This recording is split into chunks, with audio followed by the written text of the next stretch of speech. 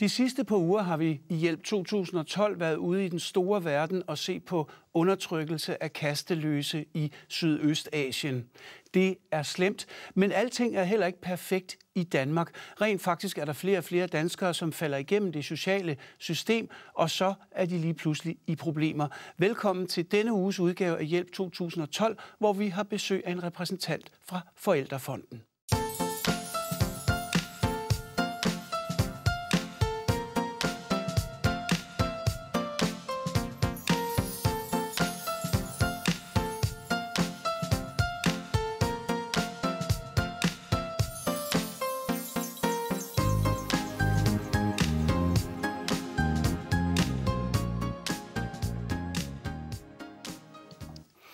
Velkommen, Christine Sørensen. Tak skal du have. Du er leder af Forældrefonden. Der er jo nogen, de tænker, Forældrefonden, er det noget nyt? Det er det jo i virkeligheden ikke. Det er jo i virkeligheden et navneskifte. Før i tiden hed det Boligfonden. For enlige mødre. For enlige mødre oven i købet. Ja. Lad os lige høre, hvad er jeres situation lige nu her i Velfærds Danmark efteråret 2012? Ja. Vores situation lige nu er, at vi oplever, at flere og flere enlige forældre opsøger os. De opsøger os for at få hjælp til almindelig rådgivning, vejledning. Det er forældre, som befinder sig i særligt kritiske perioder, hvor de ikke kan få hjælp andre steder fra. Så vi oplever, at der er et stigende behov for vores hjælp. Vi har traditionelt taget udgangspunkt i enlige forældres boligproblemer, men har gennem årene bredt os kraftigt ud, fordi boligproblemer er for det meste sammenhængende med alle mulige andre problemer. Men nu siger jeg velfærdssamfund 2012. Vi bryster os af at være et af verdens bedste samfund. Hvad er det for nogle masker, man kan ryge igennem? Jamen, man kan undre sig, men der er rigtig mange mennesker, som kommunen ikke kan eller ikke vil hjælpe. Kommunen er jo reguleret af noget lovgivning og nogle ressourcer, og det kan hænde, at man som forældre til nogle børn står i en situation, som falder uden for lov og ret. Eller man skal sige, man er jo ikke per definition som enlige forældre i dag i nogen særlig nød, men den kan opstå. Den kan være en kombination af rigtig dårlig økonomi, en rigtig svær boligsituation, en skilsmisse, børn, der ikke trives alt for godt, og det kan sammenlagt give en meget kompliceret, meget svær situation for den enlige forælder at håndtere, men ikke nødvendigvis en situation, som kommunen går ind og hjælper med. Og der kan vi træde til. Og der har vi blandt andet vores rådgivningskontor. Det er sådan vores base. Her kan man henvende sig, man kan få en samtale, man kan møde op personligt. Man kan også få telefonrådgivning, hvis man bor i Jylland og København er lidt for langt væk. Så rådgiver vi gerne over telefonen. Man kan også per mail kontakte os og give udtryk for sine problemer, og så vender vi tilbage til folk. Så det kan man rådgivning sige, ja. Det er indgangen til vores hjælp, eller hvad man skal sige. Så det er der, hvor vi møder folk første gang. Og det er meget komplicerede problemstillinger, de kan komme med. Vi kan også have forældre, der kontakter os, som er relativt velfungerende, men som står over for at skulle skilles, og det må siges at være en udfordring for de fleste mennesker. Og der træder vi også til og hjælper med rådgivning. Men rådgivning, hvad er det for en slags rådgivning? Fordi jeg kunne jo udmærket forestille mig, at det handlede egentlig om penge. Ja, det gør det ikke kun. Altså, økonomi kan selvfølgelig betyde rigtig, rigtig meget og sætte pres på alle mulige andre ting i ens tilværelse. Men jeg vil sige, det vi gør rigtig meget ud af i vores rådgivning, det er, at vi vil rigtig gerne rådgive bredt. Og hvad vil det sige? Det vil sige, at vi tager udgangspunkt i forældrens samlede sociale situation. Vi siger ikke, at hvis det har noget at gøre med dine børn, så skal du hen til kontor 1. Hvis det har noget at gøre med dig som voksen, så skal du hen til kontor 2. Hvis det har noget at gøre med dit arbejdssituation, så skal du gå hen til kontor 3. Hvis du er ramt på alle 3 fronter, så kan det være rigtig svært at navigere i det offentlige system. Så når vi møder folk, så gør vi rigtig meget ud af at sige, at de kan komme med det hele. Og vi tager udgangspunkt i alting. Så laver vi selvfølgelig en rækkefølge, vi kan hjælpe folk i, og måske muligvis bare guide dem igennem det offentlige system. Og det kan i sig selv være en opgave, som mange ikke magter, når de har rigtig mange problemer. Så det betyder noget i første omgang at simpelthen at have nogen at coache med, altså ligesom have nogen at snakke med, ligesom at have en advokat eller noget. Præcis, en ambassadør af en eller anden art, ikke? Ja. Som godt vil sikre sig, at tingene kommer til at gå okay. De fleste forældre vil jo gerne have, at deres børn har det godt. Og hvis deres tilværelse begynder at være forstyrret af skilsmisse eller en dårlig boligsituation, eller det er svært at holde fast i deres uddannelse, så ved de godt, de fleste forældre, at det kan have betydning for deres børns liv på lang sigt. Så vi oplever også, at der er rigtig mange, der opsøger os på et meget tidligt stadie. De går måske med overvejelser omkring, at de skal skilles. De er ikke kommet så langt endnu i processen, men de ved, at de ikke længere kan bo sammen. Og der træder vi også gerne til, og det synes vi er meget forebyggende. Så kan vi hjælpe forældrene på et tidspunkt, hvor de ved, at det her vil komme til at betyde rigtig meget for deres børn, og der er rigtig mange ting, de skal overveje.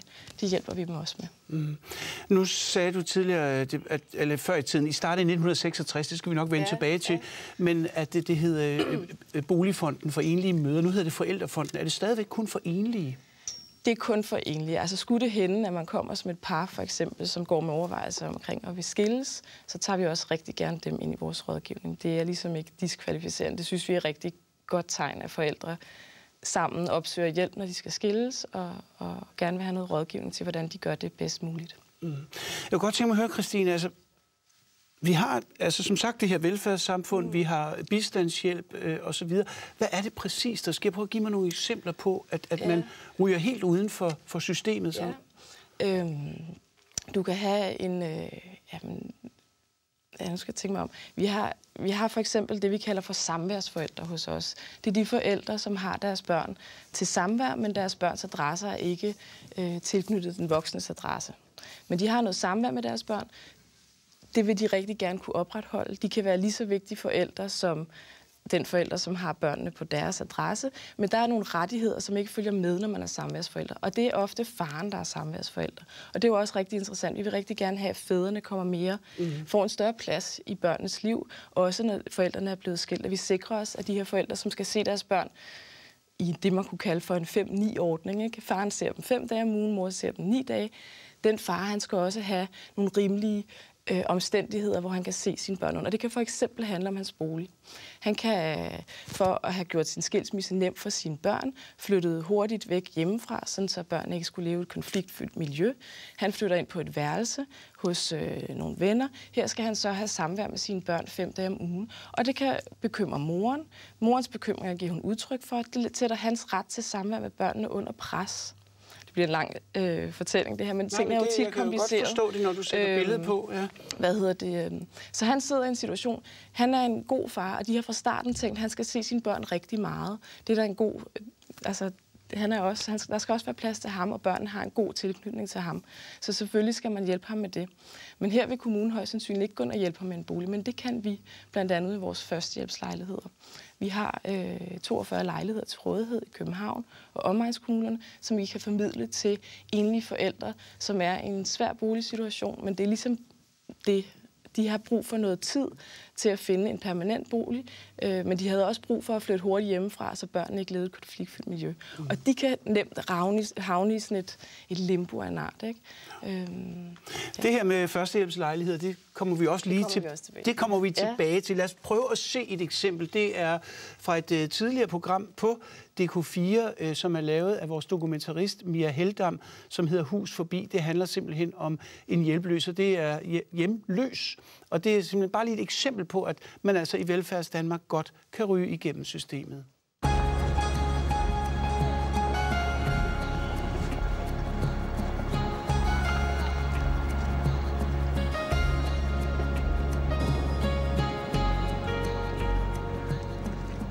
Hvorfor man blev hjemløs? Der er flere forskellige ting, der går galt for en hen ad vejen, ikke også? Der går skævt, ikke også? Jeg har haft mekanikerværksted, jeg har haft nogle dejlige unger, og jeg har haft en dejlig familie. Men det er bare gået galt. Nu er det selvfølgelig ikke helt Forældrefonden og Christine Sørensens målgruppe, det her, men det er alligevel lidt relateret. 15.000 hjemløse anslår man, der er i Danmark. Og nu kommer jo selvfølgelig et spændende spørgsmål. Der barsles så meget med lovændringer osv. Hvad tror du, der sker efter nytår i 2013, hvis der bliver folk, der mister dagpengeretten? Så får I flere kunder i butikken? Ja, desværre kan man sige, og så håber jeg så også, at vi får flere midler, så vi kan servicere de stakkels kunder, der kommer til os. Jeg tror, vi vil opleve, at der er endnu flere, især hvis du har en ene indkomst. Altså enlige forældre sidder jo ikke med 2 indkomster, så man kunne sige, de bliver dobbelt ramt på økonomien, hvis der er en, der mister indtægten. Så det er rigtig katastrofalt, hvis det rammer vores målgruppe. Man kan sige, at indslaget her, han kunne måske godt have været den far, som ikke fik hjælp på et tidligt tidspunkt, ikke? Altså han røg langt ned, ikke? Og han endte med at blive boligløs. Det er jo ikke til at sige, hvad det er, der tager det andet. Men ofte ved man, at en skilsmisse er lig med en krise. Og når det sker, så skal der være nogle ting, der træder til i folks tilværelse. Det kan jo enten være deres netværk, familie og venner, som støtter godt op, eller nogen, der har en bolig, de kan stille til rådighed. Men hvis folk ikke har det, så kan det gå rigtig, rigtig galt, og folk kan ende med at miste deres job og blive deprimeret og kede af det, miste samværet med deres børn, og det er rent i rute. Så jo tidligere så nogen som jer kommer på banen, jo bedre mulighed er der for at få samlet op og give børnene en ordentlig tilværelse. Ja, det synes vi. Ja. Nogen kan jo synes, at vi nogle gange hjælper nogen, der har det for godt, men vi kender jo rytmikken i det, kan man sige. Og nu har Boligfonden mange års erfaring, så vi ved rigtig meget, hvordan en dårlig boligsituation eller en skilsmisse kan føre arbejdsløshed med sig, børn, der ikke trives, en forælder, der aldrig får sig en uddannelse. Altså, presset kan blive ved med at være der i rigtig, rigtig mange år. Hvad har I af økonomi? Altså, hvor får I pengene fra? Jamen, vi har en økonomi, der er meget afhængig af vores trofaste giver, og at der også kommer nye til. Det vil sige private fonde og virksomheder og donorer, privatpersoner, der har lyst til at støtte vores arbejde og synes, det er vigtigt. Så det lever vi af. Så får vi også midler fra kommunerne. De har også midler til frivilligt socialt arbejde. Nu er vi jo en meget lille organisation. Vi har kun 5 ansatte. 3 af dem er deltidsansat, og resten, der er ansat hos os, de er frivillige. Og de er meget, meget vigtige for at få det helt til at løbe rundt. Så det er stadigvæk noget, I har brug for. Vi kan jo så sige, at nederst på skærmen, der kan I se en henvisning til Forældrefondens hjemmeside, og der kan I jo gå ind og læse mere og eventuelt melde jer ind, eller endnu bedre støtte. Vi skal fortsætte lige om et øjeblik med at snakke mere om Forældrefonden og lidt om Forældrefondens start. Det har nemlig en helt speciel historie.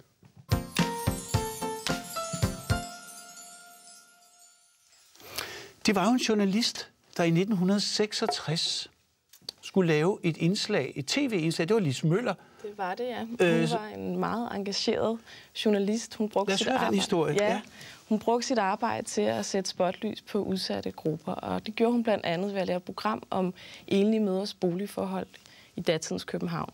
Ja. Og de var horrible, og de var kummerlige, og de boede i et 3. baggård, hvor det peber og sev ind alle vegne, og der muligvis var toilet i gården, og der var absolut ikke noget bad. Der var ikke udsigt til en særlig god tilværelse, hverken for forældrene eller børnene her. Der handlede det om daglig overlevelse. Og man kan sige, at dengang, når man lavede udsendelser om den slags, så var der kun én kanal, der konkurrerede med sig selv, så der var rigtig mange, der så DR, og så hendes udsendelse nåede ud til rigtig mange mennesker, og kunne også være toneangivende for, hvad man debatterede i det offentlige rum. Og der var rigtig mange store, velhavende danske familier og virksomheder, som gik sammen og sagde til Lis Møller, at de ville give hende nogle midler, og så synes de bestemt, at hun skulle hjælpe med at gøre noget for den her gruppe af kvinder og børn. Og senere så ved jeg, at hendes mand, Poul Møller, som også var minister i 70'erne, oprettede en fond, som blandt andet var med til at støtte og hjælpe. Ja, præcis. Der blev også oprettet Lis Møllers mindelegat, som blev oprettet. Så det var det, Poul Møller oprettede, tror jeg? Ja, fordi Lis Møller også blev meget optaget af, efter hun var meget optaget af boligforholdene, også koblede den her svære situation med en nødvendighed af, at enlige mødre fik sig en uddannelse. Så hvis man gav dem en god bolig, og de fik sig muligheden for at kunne tage sig en uddannelse, så var de rigtig godt på vej. Så det var sådan hendes cocktail til at hjælpe enlige forældre, og også at bryde den sociale arv. Uddannelse er jo den bedste gave, vi kan give til en enlig forælder, fordi den ved vi går i direkte arv til deres børn. Så det var hendes, det er hendes bedrift, at Forældrefonden er her i dag. Hun var en engageret, vaskeægte ildsjæl, der formåede at mobilisere en masse frivillige, der havde lyst til at være med til at hjælpe enlige mødre ud af kummerlige boligforhold. Det ændrede sig så gennem årene. Der kom også fædre til. Lige pludselig var der også fædre, der stod alene med deres børn. Så ændrede navnet sig til Boligfonden for enlige mødre og fædre.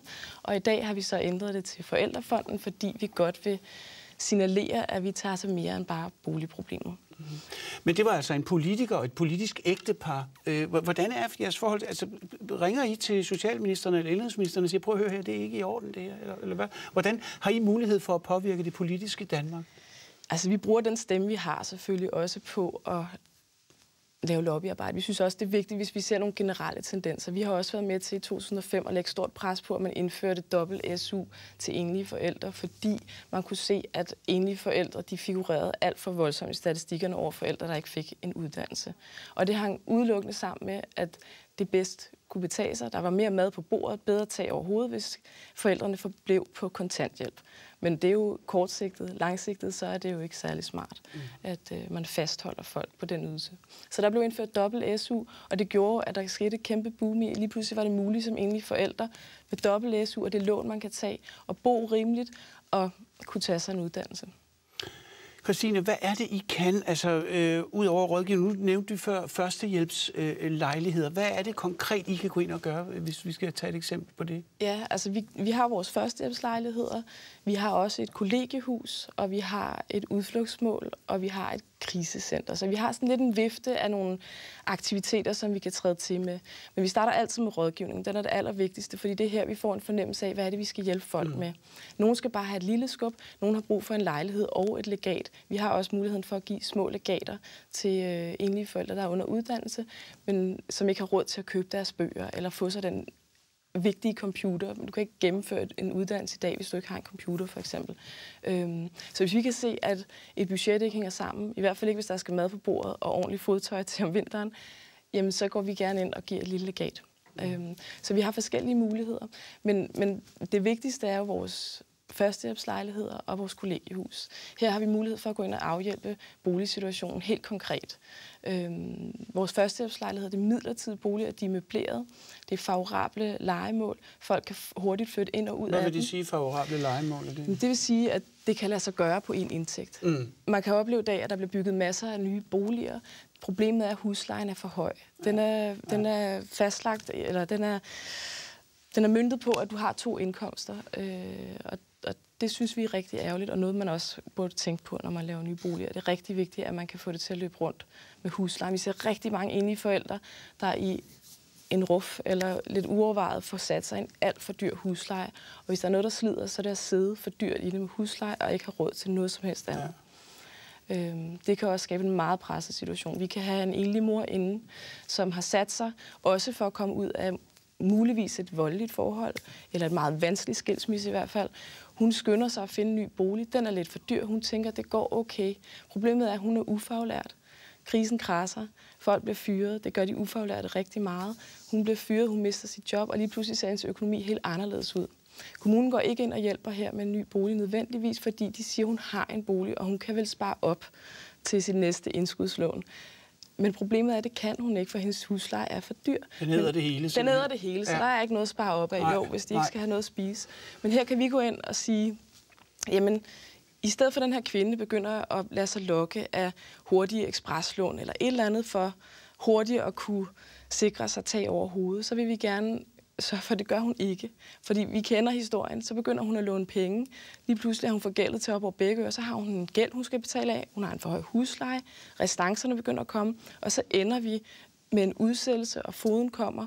Og det er der, kommunen så træder til. Vi vil rigtig gerne træde til før. Ja. Ikke? Og der kan vi hjælpe hende med en bolig, der er til at betale i en periode, hvor vi giver hende noget luft til også at kunne finde noget andet. Hvor lang kan den periode være? Altså? Det er meget forskelligt. Det kan være... Det er der ikke nogen regler for?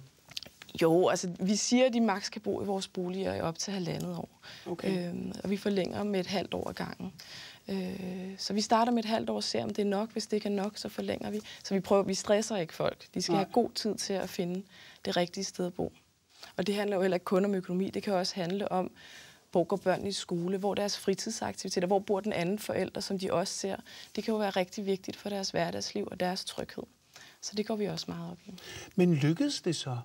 Det lykkes i rigtig mange tilfælde. Ja. Vi får rigtig mange gode tilbagemeldinger, både fra folk, der har bare været vores rådgivning, men også forældre, der har boet i vores førstehjælpslejligheder og simpelthen oplevet at have ro og fred og luft til at finde ud af, hvordan den her nye tilværelse skal tilrettelægges, når man går fra at være 2 til kun at være 1. Det er et stort skifte i folks liv. Hvad er det typisk, der lykkes? Er det, at folk finder sig selv, får ro på, får luft, finder et job eller kommer i gang med en uddannelse, eller hvordan? Ja, eller finder en ny mand? Ja, eller i hvert fald få fastholdt den uddannelse, de har, eller det job, de er i. Ja. Det er jo også rigtig vigtigt. Ikke? Når det først skrider, så kan det være rigtig svært at komme tilbage. Så det er også et succeskriterie. Og der er ro på børnenes trivsel, at de ved, på trods af, at de er gået fra hinanden. Der er rigtig mange forældre, der har rigtig dårlig samvittighed, når de går fra hinanden. Ikke? Ja. De tænker, at det bedste ville jo være for deres børn, hvis de kunne leve lykkeligt sammen til deres dages ende. Men sådan er det ikke altid, og det er også okay. Men de skal jo på en eller anden måde kunne se, at deres børn ikke tager for meget skade. Og der kan det at have en udmærket bolig, som ikke stresser ens økonomi og stresser alle mulige andre ting i ens tilværelse, det er rigtig, rigtig vigtigt. Når man ser på jeres hjemmeside, så er jo også uddannelse. Det er virkelig et nøgleord i jeres virke at fastholde uddannelse, fordi at uddannelsen er nøglen til at komme videre. Ja, og der er kollegiehuset, vi har på Frederiksberg, vores perle. Her kombinerer vi en udmærket bolig med det at bo sammen med andre, som kan støtte en, mens man er i uddannelse. Her kan en ung kvinde, vi har haft en ung kvinde, der flyttede ind, hun kom fra vores krisecenter i Hellerup. Hun havde en voldsom skilsmisse med barnets far. Faren ser ikke barnet. Men hun formår efter kort tid at få lyst til at komme i gang med sit studie igen. Hun får mulighed for at flytte i vores kollegiehus. Her kan hun finde nogle nye mennesker, der kan være hendes nye netværk. Hun har været nødsaget til at flygte væk fra sin mand og den egen, hvor hendes egen familie for eksempel bor. Det betyder, at den her kvinde, hun skal på en eller anden måde få hverdagen til at hænge sammen, uden det netværk, hun er vant til. Og her er kollegiehuset unikt. Her kan man hjælpe hinanden, hvis man har sene forelæsninger, hvis gruppearbejdet trækker ud. Hvis man ikke lige kan nå at hente sit barn inden 5:00, så ved man, at der er en nabo, der gerne gør det